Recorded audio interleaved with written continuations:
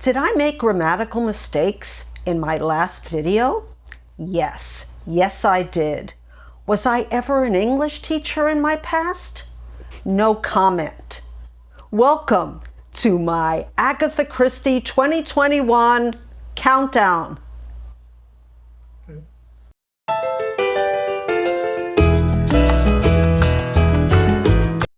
Hi BookTube, it's Marilyn, aka Maya, aka the baby boomer booktuber. Yes, I always had a lot of aliases, and one of my aliases was, never mind, it's in my book. Today is my Agatha Christie 2021 countdown from, I have 10 books, from worst, if you can say worst about Agatha Christie, to the best. There were more books that I read. I read more than 10 books of Agatha Christie, but some of them had problems with the reading experience, so I don't want to say if it was my best or worst right now, because I want to reread them. Before I start, I just wanted to say a thank you that I forgot to say in my 10 best videos, and that's to Lil of Lil's Vintage World. She gave me one of my best suggestions for my best reading experience, and I talked about it last time, and that's Our Spoons Came from WoolWorths. And she has a wonderful channel. She doesn't need me to shout it out, but she's a wonderful person, and she reads all the vintage books. And this book I never would have found without her. So thank you, Lil. That's my little public service announcement. Now let's, without further ado in French, let's get to the books. Okay, I don't have a lot of the books. I got a lot of them from the library. And the first one, or the worst one, I should say, number 10, is 1-2 Buckle My Shoe. Agatha Christie, she wrote a lot of books with nursery rhymes in it, and this is one of them. What I wrote about this book, it's from the 40s. It had a different name to it. It was called The Political Mystery, and maybe that's why I didn't like it. That was the English title. There were too many characters and red herrings that didn't quite, wasn't fair to the reader at the end, because then the culprit turned out to be none of those people that we could have guessed. And the ending was meh. So that's my 10th or worst book that I read this year of Agatha Christie. Number 9 is Murder on the Links. So this is a super complicated whodunit, and it's set on the northern fringes of France, and Poirot, he pits his wits against a very sneering French detective, policeman, and well, Hastings is in this book, and he's left to wander romantically over a very beautiful auburn-haired acrobat. That sounds interesting. It's entertaining, but I think that it was easily forgotten, basically. Once you read it, you forgot it. Okay, so the next book on my list is Mrs. McGinty's Dead. I'll have all these books on this side, by the way, of the ones I don't have, which are many. So Mrs. McGinty, a lot of people like this book, but I didn't really enjoy it. I think this was written in the early 20s. It's one of her earlier books. So Mrs. McGinty is found dead, brutally, with a blow on the back of the head. So the suspicion falls on her lodger, a shifty lodger, of course, named James Bentley, whose clothes reveal traces of the victim's blood. Yet something is amiss, because Bentley just doesn't seem like a murderer. So, you know, I'm not even sure if I think this was a Poirot mystery, and he tries to find out of course, who the culprit is, and he always likes to free innocent people. Number 7 is Elephants Can Remember. And this is I read a few things about this book. I enjoyed it, actually, but this is considered not one of her better books, even though I enjoyed it. I read something regarding Elephants Can Remember that wasn't very nice, and that is that they thought that Agatha Christie was in early dementia because she made a few mistakes with the ages of some of the characters in this book, and I don't believe that's true. I see so many mistakes in contemporary fiction, and because this was written in the 70s, this was one of the last books she, if I'm not mistaken, that she wrote.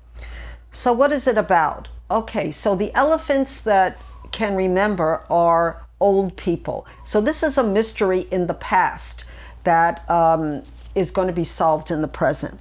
So at a literary function, and this has a lot of people like her, Aridan Oliver. So it starts out not with Miss Marple, but with Aridan Oliver. She's approached by a woman at a luncheon.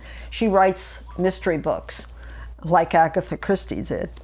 Her name is Mrs. Burton Cox, whose son Desmond is engaged to Oliver's goddaughter, Celia Ravenscroft. And she questions the truth about the deaths of Celia's parents 12 years before. So both had been shot with a revolver found between their bodies and bore only their fingerprints. I'm remembering it as I go along. Okay, so was it a double suicide? Or was one of them murdered by the other or somebody else? After consulting Celia, she invites, it's not a Miss Marple, she invites her friend Hercule Poirot, that's right, they're friends, to resolve the issue. Okay, I enjoyed it because it had some interesting characters in it, and there was romance, and I like that. I like when there's a lot of character development. But a lot of people say this is like not one of her better books. So that's Elephants Can Remember.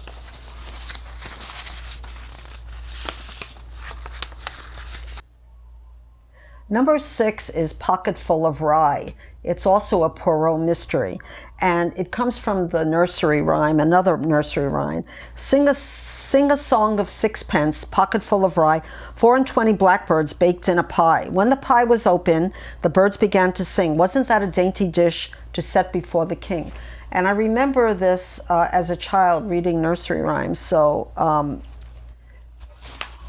as you can tell, Agatha Christie is going to use this nursery rhyme to set up the crime.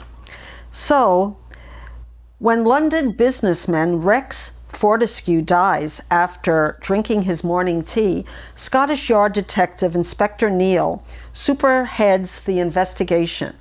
An autopsy reveals the cause of death was poisoning by taxine. Now, if you know Agatha Christie, she really liked to use a lot of poisons in her mysteries. So taxine is a toxic alkaloid obtained from the yew tree. So Fortescue, he ingested it in his breakfast cereal. And a search of his clothing reveals a quantity of rye in his jacket pocket. Could the answer lie in an article clipped from a newspaper 2 days before his death? With a desperate killer still free, Hercule Poirot will have to stay alive long enough to find out. I really enjoyed this. They used I don't want to go into spoilery territory, but each of the nursery rhyme parts had to do with some of the victims or all of the victims, and it was really cute. I mean, in a dark mystery way, but you know, Agatha Christie wasn't all that dark anyway. Number 5 is Five Little Pigs, and Lil also. This is also one of her favorite mysteries, and I can see why. It's also a mystery set in the past, a murder set in the past. And so it was an open and shut case. All the evidence said that Carolyn Grail poisoned her philandering husband, a brilliant painter. She was quickly and easily convicted and sentenced to life in prison.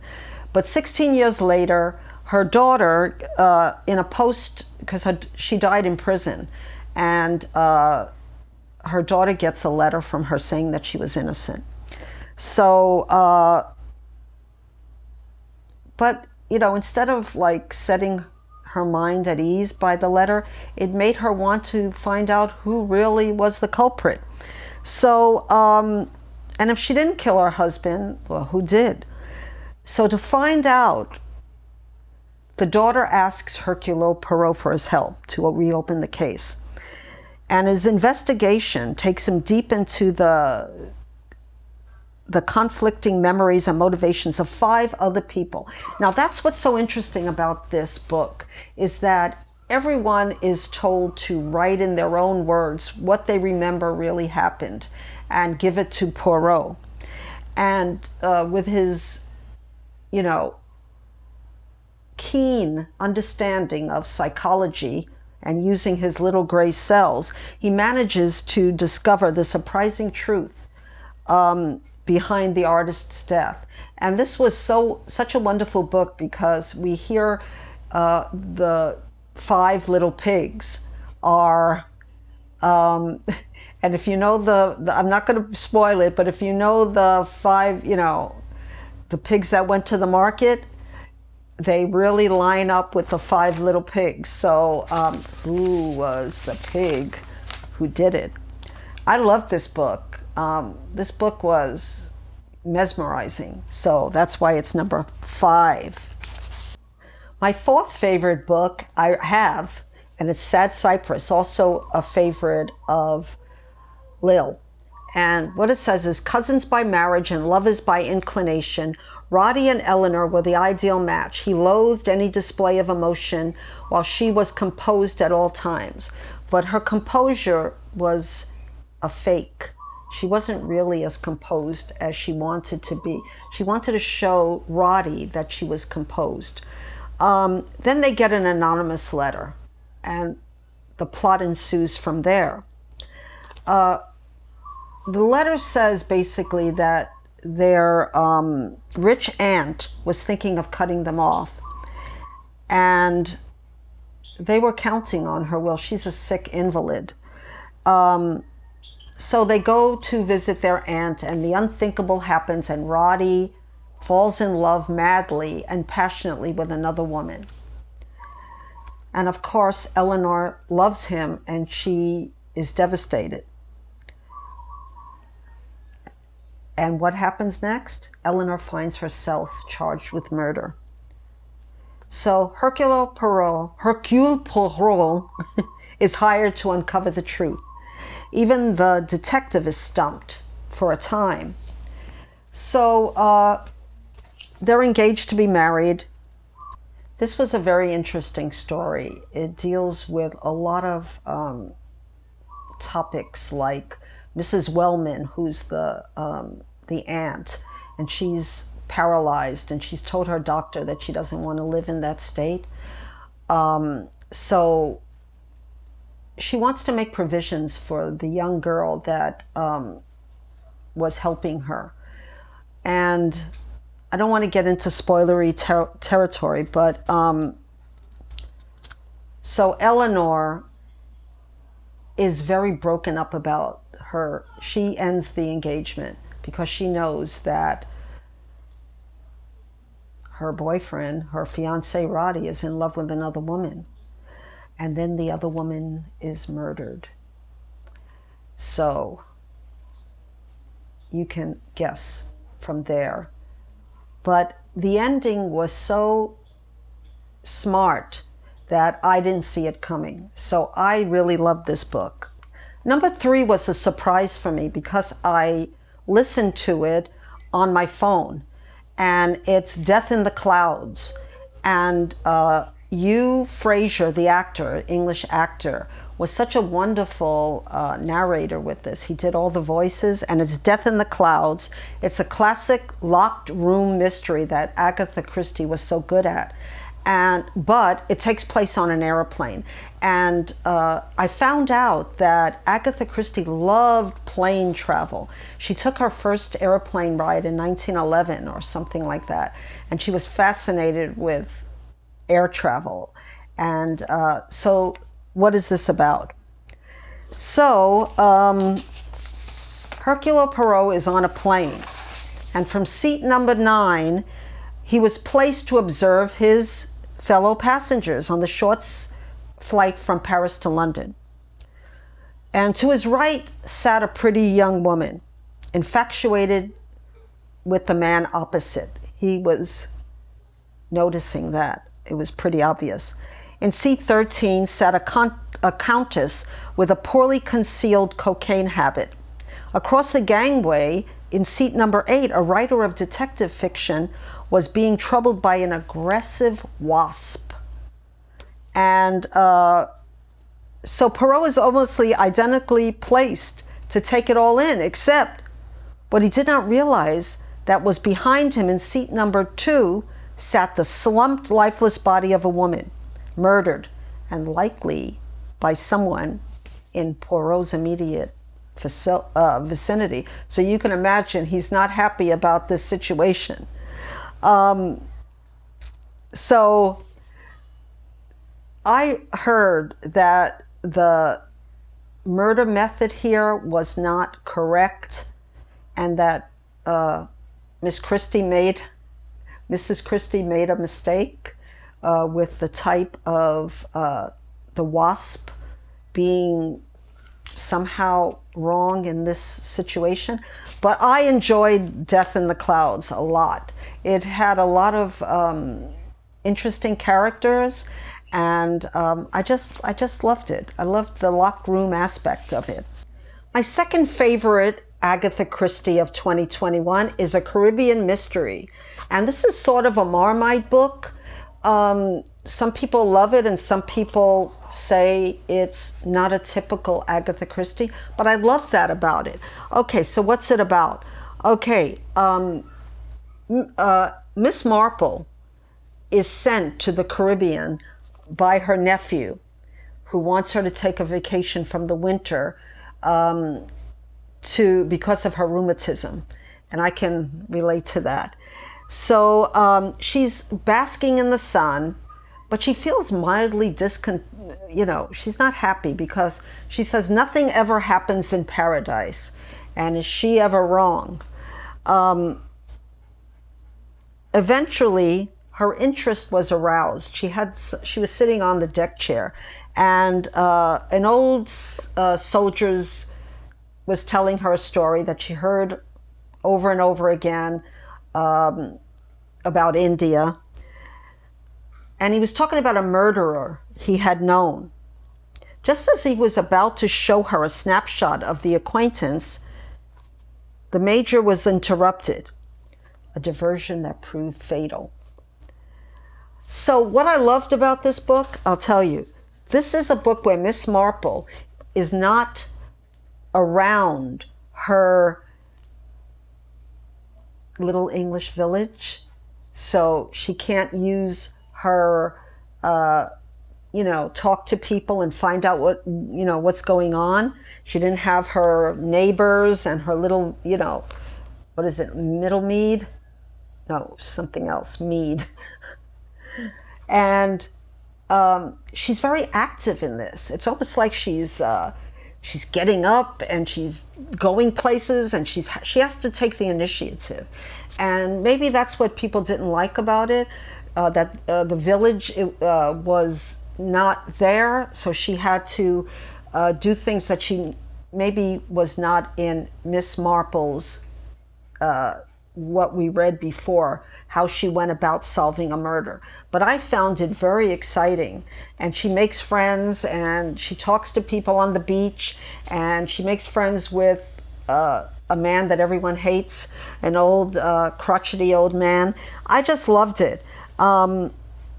So this book was one of my favorites of the year. I thought it would be number one, but it's not. So the next book I don't have with me. Number one is a book that was a surprise to me because it was the last book that I read, one of the last books that I read in 2021. And I'll have it over here with the rest of the books that'll be on this side. And it was called The Moving Finger. And it was said to be one of Agatha Christie's one of her favorite books that she wrote. And I wrote I was so moved by The Moving Finger that I wrote a little review on it, and I'll just on Goodreads.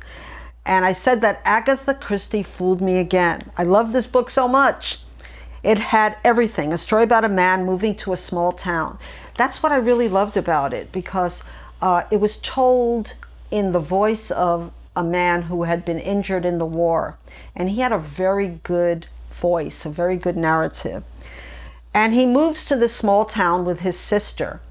And he's supposed to get away to recover from his injury. He had a flying accident. So his doctor recommended rest. But of course, there's no rest to be found in an Agatha Christie. So instead he finds a town seething with secrets and eventually murder. There are two romances in this book. One I saw coming and one I didn't. So I didn't expect Miss Marple to come in at the end, and that was a special surprise. And she helped solve the crime. And that was fun. The resolution was exceptional. That's what I said. I was so wrong that thinking that I could solve an Agatha Christie mystery, but this mystery had everything right about it. And it was very entertaining. So when I say it's my favorite mystery of the year of Agatha Christie, I didn't mention a few other books because I didn't remember them. They didn't stay in my mind. One was The Hollow, which was a very good book. It had amazing characters in it. And there was other books that I read. Like I said, I read The Halloween Party, but the book wasn't in good condition, so I'm not talking about that. But I did a reread, and the reread is And Then There Were None, which I'm not going to talk about too much because it's everyone's favorite Agatha Christie. And this is a standalone. It's a locked room. It's a house that all of these people are sent to, and they die one by one. Everybody loves this as their best mystery of Agatha Christie's. It was very new when it came out with this. Nobody had thought of this kind of theme or plot device before. So it was amazing at the time, and it's still amazing. One thing I'll say about it is that the first time I read it, it scared me. And the second time I read it, I wasn't as scared, but I did not guess, even though I read it before, I didn't know, I guessed wrong, let's put it this way, who was the murderer? What happened? What was this all about? And I thought it was one person and it was another person, so fooled again. So that's the end of my countdown for Agatha Christie 2021. I'm going to read a book coming up with Janelle of Too Fond of Books, Taken by the Flood, that neither of us have ever read. And I'm looking forward to that very much. I love Agatha Christie, and I hope that if you're new to her, I read her in my 20s at first, and it really took my mind off my problems. And reading her again is just a delight. And I'm hoping to read even more of her books that I never heard of, that I thought I had finished most of her books. But anyway, I will leave you here with a wish for that your new year is going great, and that you have all that you wish for, your heart's desire. And if you haven't already subscribed, please do so. Hit the notification bell, like, and comment, because I love hearing from you. I will send you my deepest aloha until we meet again.